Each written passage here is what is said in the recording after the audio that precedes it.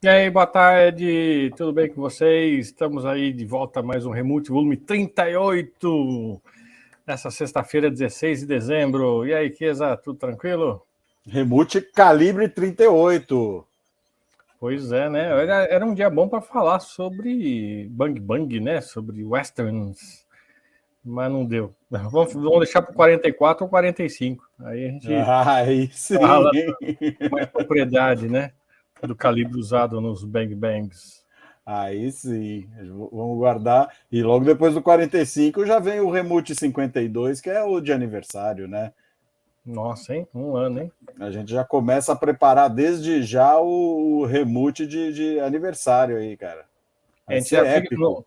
no 51, a gente já vai calibrando, né?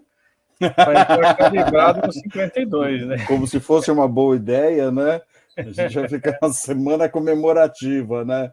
Em homenagem ao 51, Legal. número cabalístico. Pois é. Então, vamos lá. O que nós temos aí de datas especiais hoje? Hoje tem uma data especial, né? 16 de dezembro. Ah, cara, pô, e o pior é que eu me identifico com essa data, o pior é isso. Hoje, dia 16 de dezembro, é dia do reservista. Olha lá que maravilha, né, cara? Eu sou um reservista, não sei se você sabe disso, Marcelo.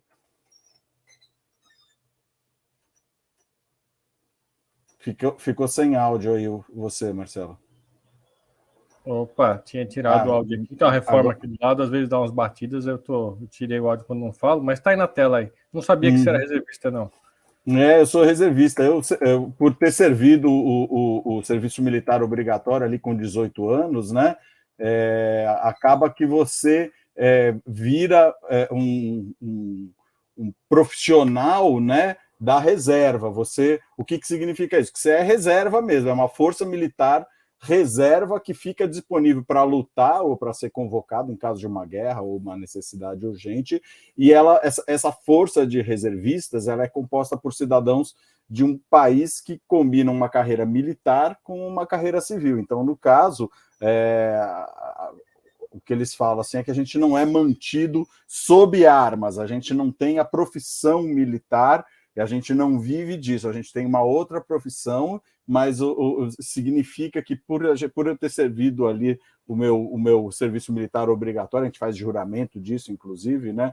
O papel principal é estar disponível para lutar quando a nação se mobilizar.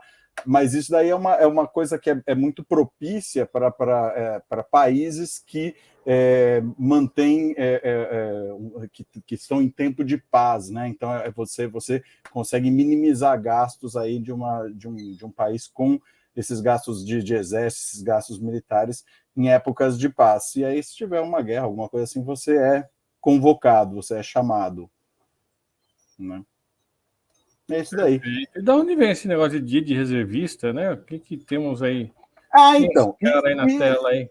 esse Parece é o o, Barbosa, o bigodinho aí, mas não é, né? Mas não não é. é o Rui Barbosa, esse daí é o Olavo Bilac, cara. Esse daí é um fervoroso defensor ali do serviço militar obrigatório, né? É um cara, ele é filho de um tenente, de um major, na verdade, né? Filho do Brás Martins de Guimarães Bilac. Ele foi major e médico do 3º Batalhão de Voluntários da Pátria e ele combateu na guerra da Tríplice Aliança, que a gente falou aqui já, e também da Delfina Belmina dos Guimarães, né, a mãe dele, né? Então, o Olavo Bilac, ele foi jornalista, contista, cronista, ele considera o papel dele aí um representante fundamental aí do parnasianismo aqui no país, né? Ele é um expoente desse movimento parnasiânico, né? E ele foi membro fundador da Academia Brasileira de Letras, ocupando a cadeira número 15 da instituição, sendo que o patrono da Academia Brasileira de Letras é o Gonçalves Dias, né? Quando o Olavo Bilac ele era criança, ele era um aluno extremamente aplicado e ele conseguiu uma autorização especial para entrar na Faculdade de Medicina da UFRJ, no Rio de Janeiro, aos 15 anos. E como a medicina, na verdade, era uma paixão do pai dele, né? Que ele serviu nessa campanha que eu falei da Guerra do Paraguai, mas nunca foi uma carreira que o Olavo Bilac se interessou, né? Já na faculdade ele trabalhou arrumou um emprego ali na redação da Gazeta Acadêmica, e ele descobriu que o jornalismo era a praia dele, era o que mais se interessava, muito mais do que pela medicina, né? Aí, por esse motivo, o Olavo Bilac ele não chegou a concluir o curso de medicina, e depois ele começou a frequentar um curso de direito quando ele se mudou para São Paulo, mas ele também não terminou. O negócio dele, realmente, a vocação dele foi pela literatura. Ele ficou bastante conhecido por ter feito muitas obras para literatura infantil também, né? E muito pela participação cívica dele, né? Esse lado que ele tinha, ele era um republicano ativo, um nacionalista, também forte opositor ao governo militar do Marechal Floriano Peixoto, né? Mas, no entanto, ele era um defensor do serviço militar obrigatório, e ele era um nacionalista. Inclusive, é dele a letra do hino à bandeira, né? Então, ele era realmente um defensor do serviço militar, ele exaltava muito isso, participou de campanhas aí para alistamento, para convocar, né, jovens aí para o alistamento militar, e era uma época que o exército ele estava muito forte, tinha recém acontecido a proclamação da República, né? A gente está falando aí de 1889, né? Então o exército tinha uma força muito grande na época. Aí, falando um pouquinho das homenagens também que foram feitas para o Olavo Bilac, né? Esse cara que é um cara expoente, aí, um cara incrível, né? Em Lisboa, acho que tem uma fotinha aí que eu mandei, eles fizeram um jardim que ele foi construído em 1747 no Largo das Necessidades, e depois ele foi renomeado como Jardim Olavo Bilac, em homenagem ao poeta brasileiro, né? Esse projeto essa foto que está à direita aí, que tem esse obelisco, né? Ele é atribuído ao arquiteto Manuel Caetano de Souza, e ele fica na frente da capela do Palácio das Necessidades, que possui também ali um parque infantil e um chafariz, né? Então, essa daí é uma praça em Portugal, em Lisboa, em homenagem ao Olavo Bilac. É em Lisboa mesmo? É em Lisboa mesmo. Tá. Sim, é engraçado que essa foto à direita me lembra um pouco, assim, nesse ângulo aí, o pátio do colégio aqui em São Paulo, né? No solar da Marquesa de Santa. Você vê a influência da arquitetura portuguesa, né, cara? Você vê nitidamente. Eu achei que você ia falar assim, me lembra alguma coisa de alguma cidade colonial espanhola, alguma coisa assim, que também tem influência, né? Você vê pelo design dos prédios, assim, pelas curvas, pelo obelisco, né? Você vê que tem uma coisa de cidade colonizador, colonial, de Espanha ou Portugal, né? E à esquerda ali, esse monumento é um monumento bastante polêmico, essa estátua aí, é uma estátua que ela foi feita... Onde que está isso daqui? Eu tinha... perdi minha colinha aqui.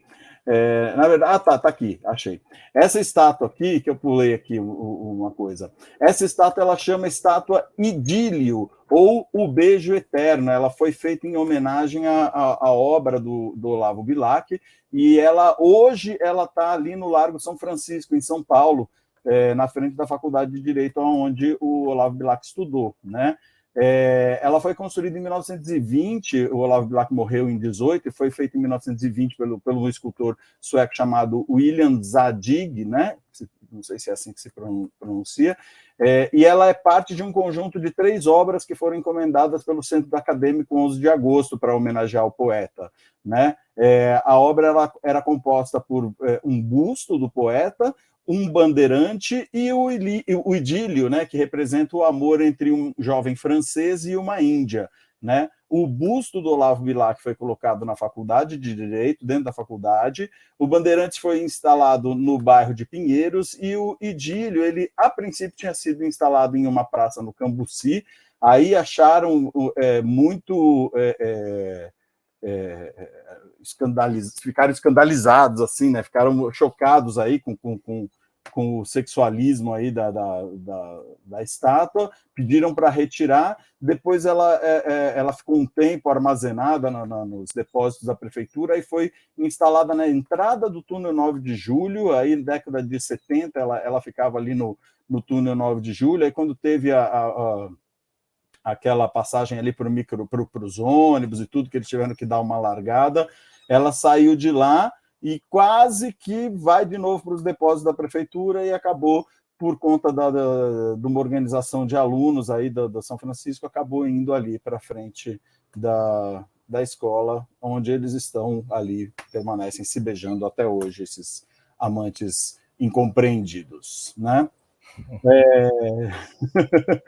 Aí, uma curiosidade do Olavo Bilac, cara, eu estava lendo aqui uma coisa engraçada. Em 1897, ele acabou perdendo o controle de um automóvel dele que chamava Serpolete. Você conhece essa marca de automóvel? Como é que chama? Serpolete. É uma fábrica francesa de veículos a vapor. A vapor ainda, hein? A vapor. Tem que botar lenha, provavelmente, no carro. 1897. Ele bateu numa árvore na Estrada da Tijuca, no Rio de Janeiro. E esse foi constatado como o primeiro motorista a sofrer um acidente de carro no Brasil. Nossa Senhora. Então não estava em alta velocidade para sofrer acidente, né? Bastava andar. E o cara de a vapor conseguiu bater o carro, né? É que nem você bater de carro lá em Ilha Grande, né, cara? Que não tem carro lá. Você vê uma vez na vida você vê uma viatura ali da Guarda Florestal, uma coisa assim, passando, mas é engraçadíssimo, né, cara? O cara bater de carro sem nem existir carro no mundo, né? Mas ele foi o primeiro. Bateu numa árvore? Bateu numa árvore, bateu sozinho. Imagina como é que devia ser a precariedade ali dos comandos e dos controles de um carro, né? Eu estava voltando na balada, tá certo, né? No mínimo, do Rio de Janeiro, né? Pois é. Que ano foi? 1897, exatamente. Nossa. 1897. O que será que tocava nas baladas naquela época, hein? Devia ser. Eles não tinham rock, né, cara? Tinha nada, não tinha, devia tocar Bach, Beethoven. Nossa, olha essa baladinha do Beethoven, gatinha. Imagina. A Mozart, era mais famosa. Né? Mais agitado, mais animado, mais. Nossa Senhora. Tá certo. Bom, para finalizar aqui, eu queria falar uma coisa super interessante do Bilac, né? Ele já foi retratado várias vezes como personagem na televisão, no cinema, mas uma coisa que eu achei muito interessante trazer aqui para a gente citar, para eu fechar aqui meu assunto, o Olavo Bilac ele tem um poema chamado Língua Portuguesa. Né? Esse poema ele é um soneto, né? E ele aborda o histórico da língua portuguesa, que já é um tema que foi tratado anteriormente por Camões, mas nesse soneto a história ela é contada em 14 versos, são 2 quartetos e 2 tercetos, 2 versos com quatro linhas, né, vamos supor assim, e 2 com 3 linhas, constituído de versos decassílabos, heróicos. É muito interessante isso daí, porque os versos decassílabos, cada frase é constituída de 10 sílabas, ou foneticamente 10 sílabas. Encaixa a divisão como se fossem 10 sílabas, né? E o acento tônico ele ocorre na 6ª sílaba e na 10ª sílaba. É muito interessante isso daí, que a gente vai ver um exemplo disso numa música do Caetano Veloso chamada O Quereres, que ele fez exatamente pegando uma influência muito grande desse poema Língua Portuguesa, né? E ele vai fazer exatamente essa divisão de soneto usando as 10 sílabas, usando esses versos decassílabos heróicos, dividindo em 10 sílabas, acentuando sempre na 6ª e na 10ª sílaba. É um trabalho poético muito interessante, muito rebuscado do Caetano. E isso daí também tem uma outra música do Caetano que chama Língua, que fala gosto de sentir minha língua, roçar a língua, de Luiz de Camões, então ele já faz, já vai parodiando aí o Olavo Bilac quando ele cita a referência de Camões e tudo, e de uma forma bastante metafórica ele vai citar a última flor do Lácio, né, que é onde ele fala flor do Lácio, sambódromo, luz América Latina, em pó, o que quer, o que pode essa língua, né? Que exatamente é um trecho desse poema aí, língua portuguesa, que fala a última flor do Lácio, inculta e bela, referindo-se que a língua portuguesa foi a última língua neolatina formada a partir de um latim vulgar que era falado pelos soldados da região italiana do Lácio. Então ele cita em uma música um trecho do poema, faz uma paródia, e no Quereres ele faz essa divisão em decassílabos, que você vai poder sentir bem que ele fala assim: onde queres revólver, sou coqueiro. Então ele pega na sexta e na décima, onde queres dinheiro, sou paixão. Então é sexta e décima sempre as acentuações. Então vou pedir para o Marcelão aí, DJ colaborante aí da noite, mandar o Quereres para a gente. Opa, mas eu acho que você não pediu essa daí, não. Pediu? Na lista? Eu pedi do 0 a 1 a 108. Então eu não vi. Mas vamos fazer o seguinte, eu vou contar minha história. Quando o que ele estiver contando a história dele, eu vou dar um jeito de achar a música aqui para te colocar lá no terceiro bloco. Beleza. Não tinha visto essa daqui, eu vi só a outra. O outro vídeo está aqui, mas esse eu não tinha visto. Então, pode deixar que eu ponho depois. Quando você mas acho que desse assunto aqui acho que do Olavo Bilac não tinha outro vídeo, não tinha? Não, acho que não. Não, o outro vídeo do outro assunto que você vai ter. Tá. Então tá bom. Então tá, beleza. Eu acho, enquanto você estiver falando o próximo assunto seu. Aí você sobe o vídeo, né? Beleza, eu dou um jeito aqui, faço online aqui. Maravilha. Aí a gente fecha esse link aí dos decassílabos heróicos. Então, quem está ao vivo, aguarda aí mais 2 assuntos aí que eu vou colocar esse vídeo aqui. E quem está vendo a gravação, avança um pouquinho depois para ver, né? Aí, quando eu fizer o corte aqui, eu vou juntar. O corte desse assunto já vai em seguida. Queria aproveitar, então, quando eu vi que você ia falar do Olavo Bilac, eu vou falar um poema dele aqui, que é o único que eu conhecia, se bem que eu, obviamente, não conheço ele inteiro, também não sei declamar, né? Mas eu vou ler aqui um poema de Olavo Bilac. Vamos lá? Né? Ora direis ouvir estrelas, certo perdeste o senso, e eu vos direi, no entanto, que para ouvi-las, muitas vezes desperto e abro janelas, pálido de espanto. E conversamos toda a noite, enquanto a Via Láctea, como um palho aberto, cintila, e, ao vir do sol, saudoso e em pranto, ainda as procuro pelo céu deserto. Direis agora, tresloucado amigo, que conversas com elas? Que sentido tem o que dizem quando estão contigo? E eu vos direi, amai para entendê-las, pois só quem ama pode ter ouvido capaz de ouvir e de entender estrelas. Tá, então, que eu... Tá aí, essa é muito legal de Olavo Bilac, né? Pô, muito legal, hein? Faltava essa declamação aí pra gente fechar, que bonito. Pena que não deu tempo de ensaiar, eu peguei aqui no improviso aqui, mas... fazia um jogral, né?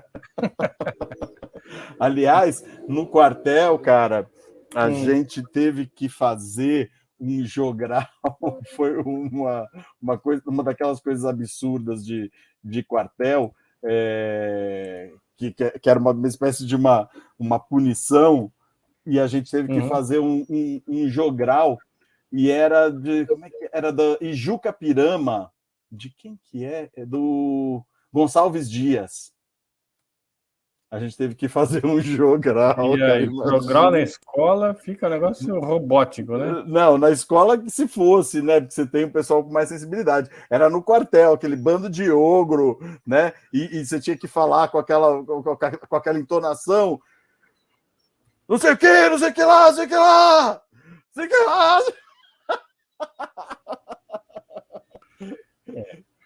Não vai ficar legal. Nossa senhora, foi péssimo, mas era uma punição, todo mundo teve que estudar o poema. Eu nem lembro por quê, ainda vou lembrar isso daqui, vou trazer essa história um dia.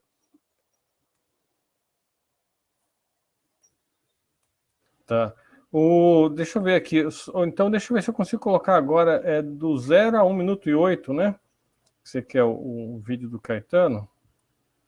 Do 0 a. Ih, perdi aqui. Do 0 a 1 e 8, isso aí. Vou colocar ao vivo aqui do YouTube, aqui, então. Vou Manda tentar, ver, vamos lá. então. Presta atenção na divisão silábica, que legal.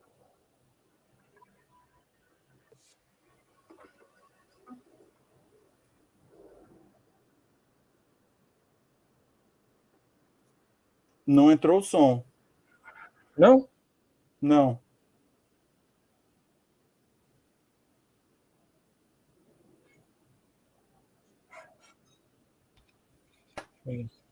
Nada, nada?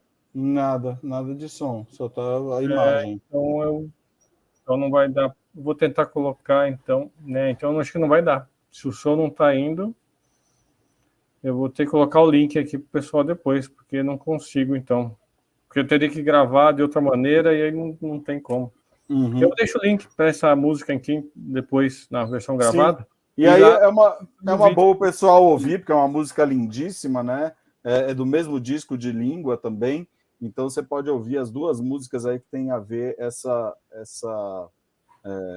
esse link aí com Olavo Bilac. Vai te fazer bem aí. Eu coloco já no chat o link. Espera um pouquinho, deixa eu editar ele aqui. Eu tenho aqui na mão também. Bom. Estou colocando aqui no chat já. Tá no chat? Os dois, não tem problema não. Põe no chat aí e depois eu vou colocar o link aqui na edição e na descrição do vídeo. Aí o pessoal vê. Beleza, maravilha. Maravilha. Bom, então vamos lá, vamos para o meu assunto aqui, o meu assunto mais extenso aqui, que é uma homenagem a uma pessoa que faleceu essa semana. Deixa eu colocar ele na tela aqui. Não sei se você o conhece. Tá ligado à música, obviamente, que dá para imaginar com todos esses teclados aí que ele é ligado à música, né? Mas quem está na audiência, se souber... Ele tem certa semelhança com Charles Aznavour, mas não pois é. Não, mas esse daí é descendente de italiano, não é de francês. Uhum. Esse senhor faleceu, né, com 85 anos. Essa foto acho que não é muito recente. Né? Ele faleceu agora, dia 11 de dezembro, no começo dessa semana, em Lincoln Park, New Jersey. Ele que havia nascido 22 de março de 37 em Brooklyn, Nova York, descendente de imigrante. Estou falando do compositor e arranjador musical americano Angelo Daniel Badalamenti. Muita gente não conhecia ele, porque o trabalho dele era lá no background, né, fazendo trilhas sonoras de filmes, né, arranjos musicais. Mas eu o conhecia desde a série, que eu já vou falar qual é, dos anos 90. Ele colabora muito com o diretor britânico David Lynch. Em vários filmes do David Lynch, ele fez a trilha sonora. Por exemplo, vou colocar aqui na tela, inclusive, né? Aqui está a foto dele com o David Lynch, já uma foto mais antiga, obviamente, os dois, né, estão muito mais velhinhos hoje. Com seus 40 e poucos, 40 e tantos. Já foi na época que eles começaram a sua colaboração mútua, né? E aqui eu coloquei os cartazes dos filmes onde houve uma colaboração grande aí de Badalamenti na trilha sonora. Dentre eles os filmes Blue Velvet, Veludo Azul, de 1986. Caraca! Série Twin Peaks, de 90 a 91, já vou falar dela. O filme Wild at Heart, de 1990, traduzido aqui como Coração Selvagem. Lost Highway, de 97, A Estrada Perdida. The Straight Story, de 99, Uma História Real. E Mulholland Drive, de 2001, A Cidade dos Sonhos. Então, todos esses cartazes estão aí. Né?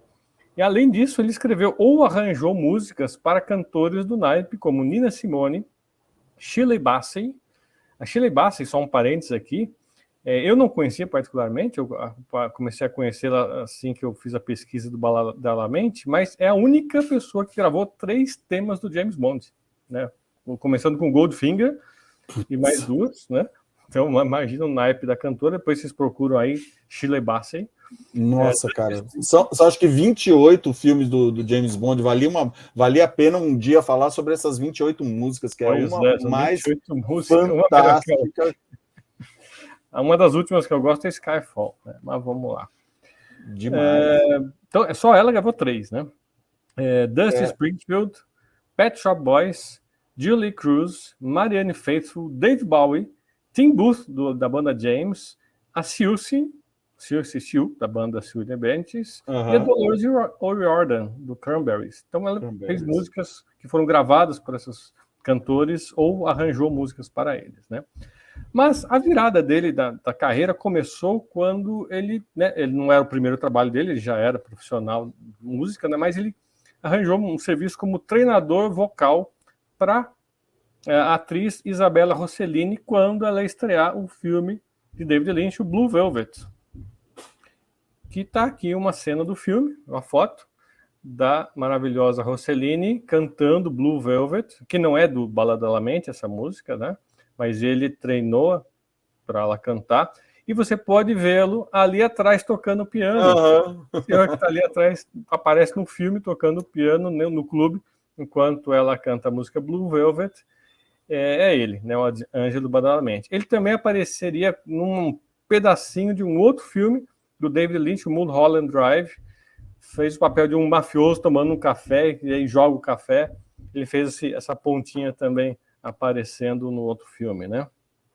Mas quando ele treinou a Rossellini para cantar Blue Velvet, ele conheceu o David Lynch, que era o diretor do filme, e aí não largaram mais, né? Parceria. Ele começou a fazer a parceria aí que durou décadas, né? E o trabalho mais conhecido musical dele, junto com o David Lynch, é justamente o seriado, não sei se você viu, que é o Twin Peaks, de 90 e 91. Foram 2 temporadas com 30 episódios, né? Eu acompanhei na época, eu nem lembro direito, né? Porque estão falando aí de 30 anos, né? A morte de Laura Park, não era? Laura Palmer, exatamente. Laura Palmer. Você vê aqui as estrelas principais do seriado, né? A atriz Sheryl Lee fazendo o papel de Laura Palmer e Kyle MacLachlan, não sei se é assim que fala, né? Nome enrolado, né? Que faz o papel do agente de FBI Dale Cooper, que está investigando a morte dessa moça lá na cidade fictícia de Twin Peaks, né? E teve 2 temporadas, em 1990 e 91, com um total de 30 episódios, né? E justamente trata-se da investigação liberada por esse agente do FBI, que é o Dale Cooper, e pelo xerife local sobre o assassinato da estudante Laura Palmer, na cidade fictícia de Twin Peaks. Isso tem alguma coisa a ver com o Ridley Scott também? Não, Ridley Scott não. Esse não, filme, né? Necessariamente não. Não, é de David Lynch mesmo. É só David Lynch mesmo. Tá. Aí depois o seriado foi cancelado em 91 e em 92 veio um filme que seria um prequel. Não sei como é que é em português o prequel, que seria um filme que explica a história antes, né, da série, que chama-se Twin Peaks Fire Walk With Me. Então, teve essa prequel em 92. Não coloquei. Tá, mas teve esse prequel, né, Fire Walk With Me, antes do seriado, e mais recentemente, agora em 2017, 25 anos depois da série original, veio uma 3ª temporada com mais 18 episódios. Essa sim eu coloquei aqui no cantinho inferior esquerdo o cartaz dela, né? Aparece o próprio detetive do FBI, né, meio desbotado assim na cena, 25 anos depois. Usaram é o mesmo ator? Os mesmos atores, na medida do possível, então a própria Laura Palmer, o Kyle MacLachlan e outros, além de mais novos atores, trabalharam nesses 18 episódios, né? Então, e também todas essas, a série original, prequel, a série agora de 2017, sempre com a música de Ângelo Badalamenti, né? Então, para recordar quem não se lembra desse seriado, eu fiz um clipezinho aí de quase 2 minutos aí, 1 minuto e meio, 2 minutos, com a abertura da série original, e depois, no finalzinho, tem uma música que é o tema da abertura com letra, chamada Falling, que é cantada pela cantora Julie Cruz, da época, né? O clipe é da época, né? Então, vou colocar a abertura do filme. Para quem não conhece Twin Peaks, para quem não conhece Badalamenti, seu estilo de música meio noir, meio misterioso, vocês vão sentir aí o clima desse compositor. Flashback. Vamos lá, então.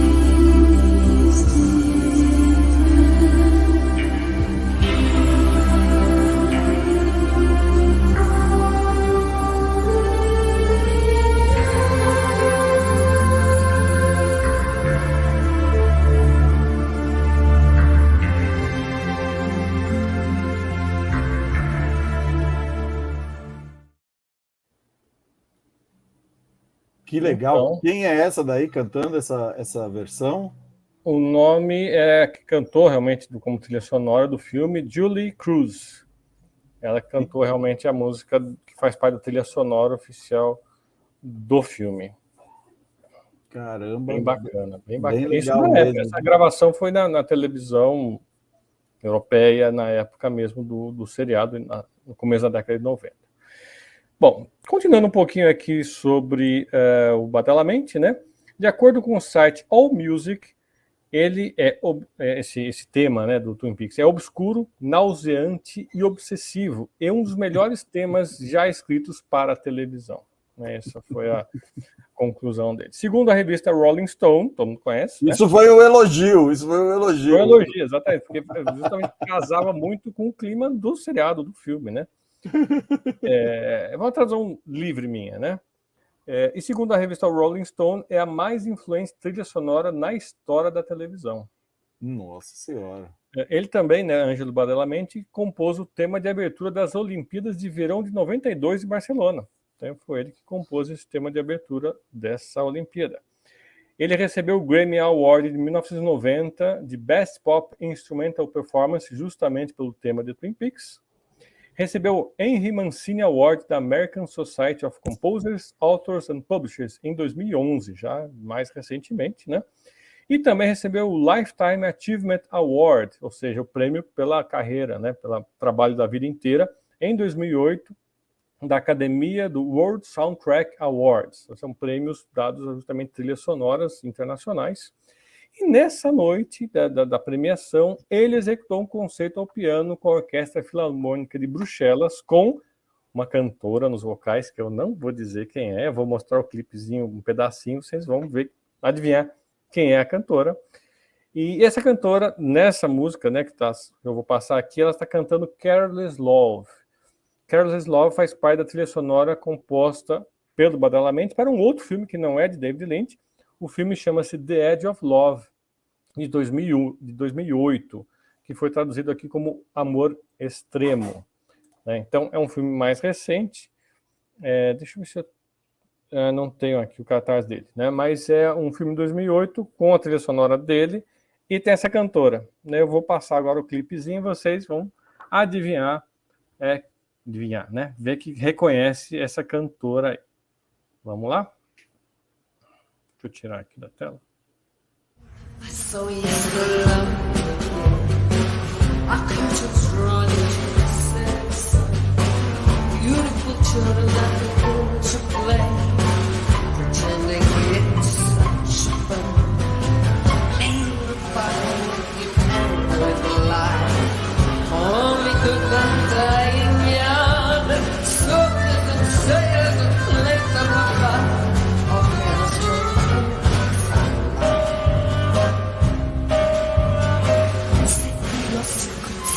unlock your dreams. Hold tight your fear of losing life and love.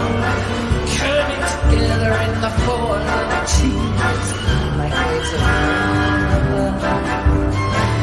Aim with fire.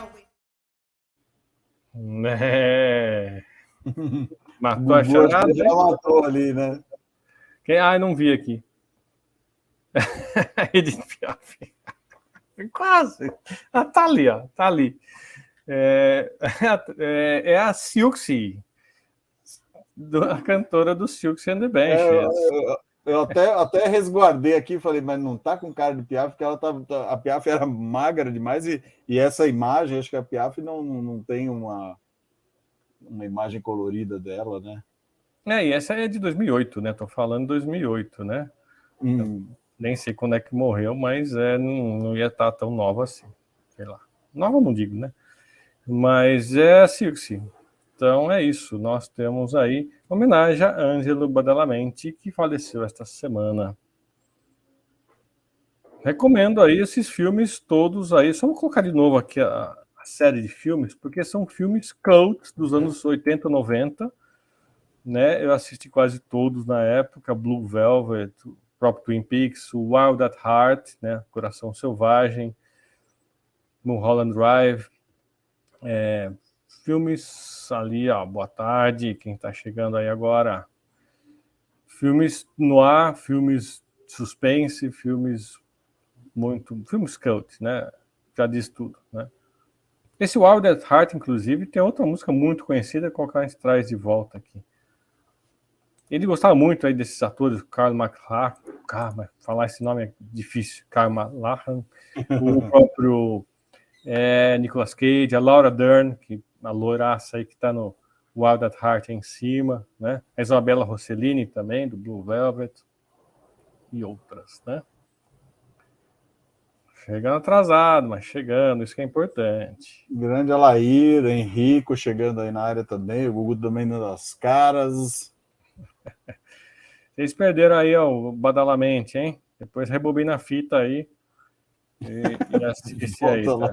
Volta lá nos créditos. Bom, legal. É isso. Beleza. Hoje eu vou mudar meu assunto para um assunto do clero aí, cara.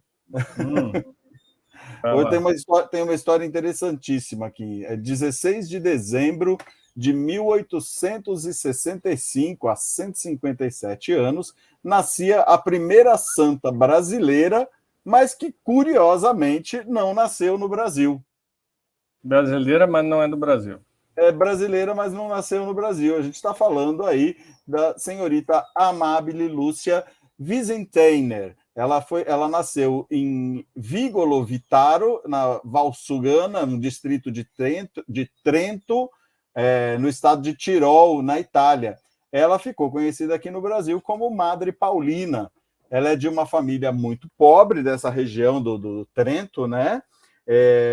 E ela nasceu em 1865 e emigrou para o Brasil com menos de 10 anos, ela não tinha 10 anos completo, em 1875, como muitos outros italianos tiroleses da região do Trento, que é no norte da Itália. Essa região, só para contextualizar, e também ela fazia parte do Império Austríaco e depois do Império Austro-Húngaro, de 1363 até 1918, sendo incorporada à Itália depois da Primeira Guerra Mundial. Tá? Então, nessa época aí, final do século XIX, 1875 ali, teve um grande êxodo ali de imigrantes dessa região, né? E a família na época Amábile, né? Ela se estabeleceu em Santa Catarina, numa região que posteriormente seria chamada de Nova Trento, né? Ela sempre foi uma mulher muito atuante na paróquia dela e em 1895, aos 30 anos, ela emitiu seus votos e se tornou Irmã Paulina do Coração Agonizante de Jesus. Esse passou a ser o nome dela, né? Ela fundou a Congregação das Irmãzinhas da Imaculada Conceição, que hoje chama Irmandade Santa Casa de Bragança Paulista. e em 1903 ela deixou Nova Trento e aos 38 anos e veio para São Paulo para cuidar de crianças órfãs e ex-escravos abandonados no bairro do Ipiranga.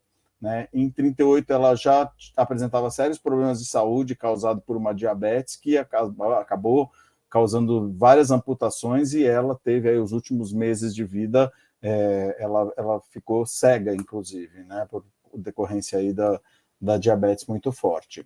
Mas falar um pouquinho, só uma curiosidade sobre esse município de Nova Trento, né, em Santa Catarina. Nesse período ali de 1834 a 1838, essa região ali do que chama Vale do Rio Tijucas, né, ela já tinha sido ocupada por ingleses e americanos da empresa dos irmãos Bonsfield, que eles faziam exploração de madeira. E a partir de 1975 começaram a chegar os primeiros grupos de imigrantes tiroleses, que eles chamam, né, os trentinos e os italianos. Então, a Europa, nesse período, ela passava por uma fase de muita crise, fome, miséria e muita desesperança, e por outro lado, o governo brasileiro ele tinha uma iniciativa de querer povoar as terras do sul para substituir a mão de obra escrava na lavoura por uma mão de obra assalariada, né? Então, essas companhias de imigração, elas prometiam mundos e fundos, né? Prometiam aquela terra dos sonhos, onde se plantando tudo dá, rios em abundância, moradia e trabalho remunerado. E aí as famílias vieram e inicialmente, né, os imigrantes chegaram ali no porto de Itajaí, inicialmente eles foram deslocados para regiões de Mata Virgem, com pouca comunicação, poucas condições de higiene, de manutenção, né, de alimentos e tudo, né, e eles ficavam ali numa região mais ou menos a 16 quilômetros da sede das colônias ali, que era Brusque. Eles abriram uma picada ali que eles chamam de linha Pomerânia, ali que passa pelo município de Brusque, Pomerode, ali aquela região ali, vai até a linha de Tirol, que hoje é o atual distrito de Claraíba. E as famílias foram sendo alojadas em lotes marginais ali nas estradas, né? E as cidades foram crescendo, né? Mas era bastante precário, muitos animais desconhecidos, insetos, e também tinham indígenas na região, né? Que eles tinham bastante dificuldade de se promover ali, se defender e fazer se estabelecer, né? Essa imigração ela se intensificou muito ali nos anos seguintes e vieram alemães, poloneses e outros povos europeus também. Até 1880, estima-se que 11 mil pessoas já tinham sido instaladas naquela região. Aí, a Madre Paulina, em 1991, às vésperas de completar 50 anos da morte da Madre Paulina, ela foi beatificada pelo Papa João Paulo II, e em 2002 ela foi canonizada também pelo Papa João Paulo II e recebeu o nome de Santa Paulina do Coração Agonizante de Jesus. Hoje, Nova Trento é o segundo maior polo de turismo religioso do Brasil, só fica atrás realmente ali de Aparecida, aqui em São Paulo, né? E as peregrinações aí dos fiéis vão conhecer a cidade onde a santa morou, e também o Santuário de Santa Paulina, que fica no bairro de Vigolo, que é o nome da região onde ela nasceu, na Itália, e o bairro, dá nome ao bairro também onde morou a jovem amável Lúcia Wiesentheimer, né? A obra do santuário foi iniciada em 14 de julho de 2003 e durou 924 dias, quase 3 anos. Em 2006 ela foi inaugurada, para homenagear essa santa que é considerada a primeira santa brasileira, mesmo não sendo nascida no Brasil. É isso daí. Aí eu separei também, essas são as imagens da entrada da Basílica ali, né? Onde foi erigido ali o edifício do santuário, né? E uma estátua da Madre Paulina. Agora, uma coisa interessante, tem um trechinho que eu separei de um vídeo que é sobre o filme Madre Paulina, a Súdita de Deus, que é do diretor Carlos Nancibeni. Ele é um filme de 1991 e tem a Nina de Pádua no papel ali da Madre Paulina, né? Ângela Leal e também com o Sérgio Mamberti, né?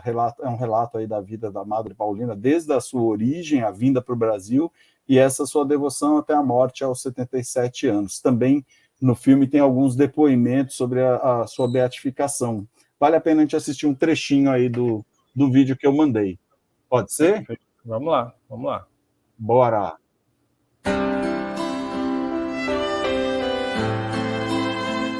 Eu gosto muito da Virgínia. Somos companheiras em tudo. Visitamos doentes, conversamos com os pobres. São tantas pessoas que precisam de ajuda. É meu ardente desejo que comeces uma obra. Trabalharás pela salvação de minhas filhas. Mas como fazer, mãe? Sozinha, miserável, ignorante. São tantos os problemas que a comida é pouca para tantos. Muitas vezes, como agora, falta até o sal. Minha querida irmã, Madre Paulina do Coração Agonizante de Jesus. Tenho recebido informações gratificantes do vosso trabalho apostólico junto a pobres, doentes e desenganados. Nada mais justo do que premiá-la por vosso exemplo de dedicação e bondade.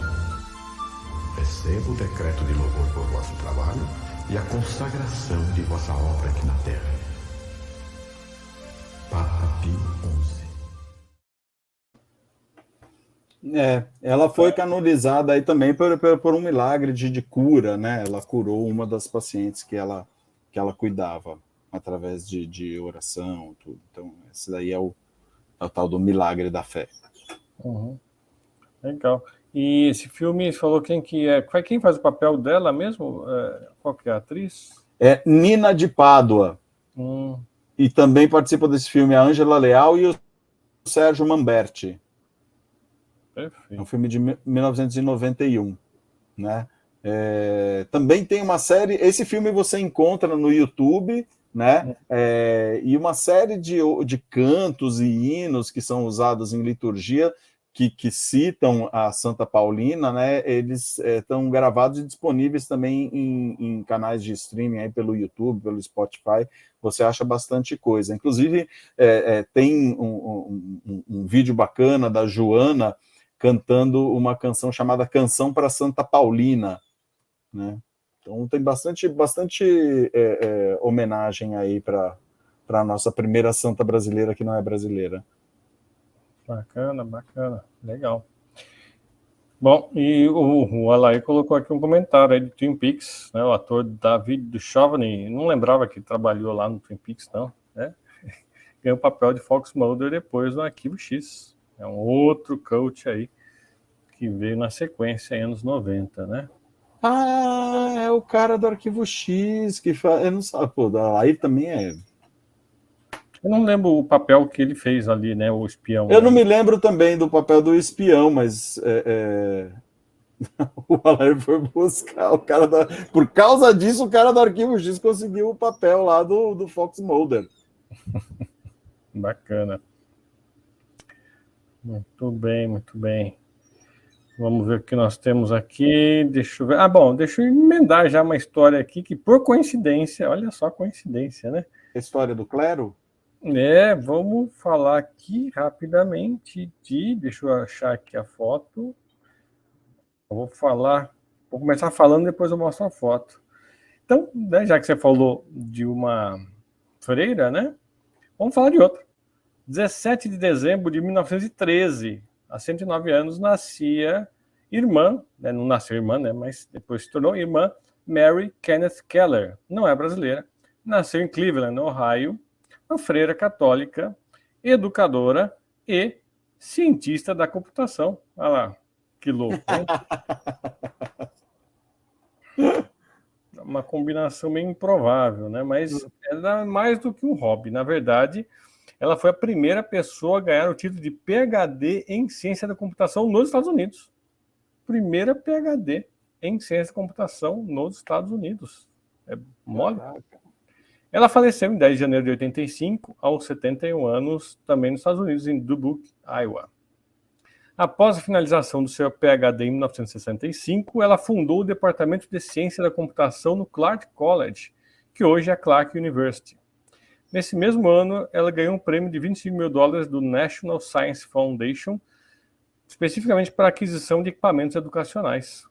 Ela escreveu 4 livros na área de computação, e tem uma frase dela de 1975, que ela proferiu em uma das conferências, onde ela disse: "Nós ainda não utilizamos completamente o computador como a maior ferramenta interdisciplinar que já foi inventada até hoje." Homenagem aí, então, à irmã Mary Kenneth Keller, a primeira PhD em ciência da computação nos Estados Unidos da América. Mais uma freira. Aí. Que louco, hein? 2 freiras no mesmo remute. Provável que isso pode acontecer, né? A gente já falou da Madre Teresa de Calcutá, a gente já tem uma história aqui com os assuntos ali divinos. E aí? Estou por conta dos seus aniversariantes de hoje agora. Né? Então vamos lá. Não são muitos aí que eu selecionei, porque os nomes vêm muito pesados. Então, a gente está comemorando aí, na verdade, eu não fiz nem as contas, né? Mas nascido em 16 de dezembro de 1866, ou seja, 157 anos, é isso? 156 anos. 156 anos, nascia Vassily Kandinsky. Aê!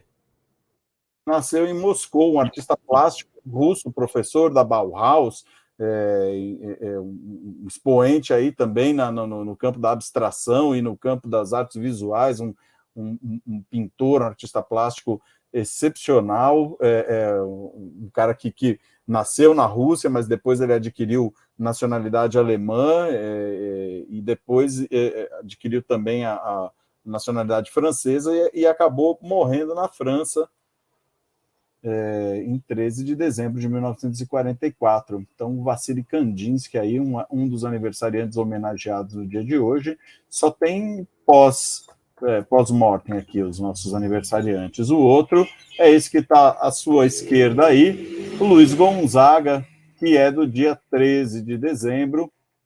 Esse não dava para deixar também de fazer uma homenagem saudosa aqui, porque eu particularmente curto muito o trabalho dele, o nosso querido Gonzagão aí, que na foto você vê ali atrás o Dominguinhos, que nem um papagaio de pirata, reverenciando o mestre, né?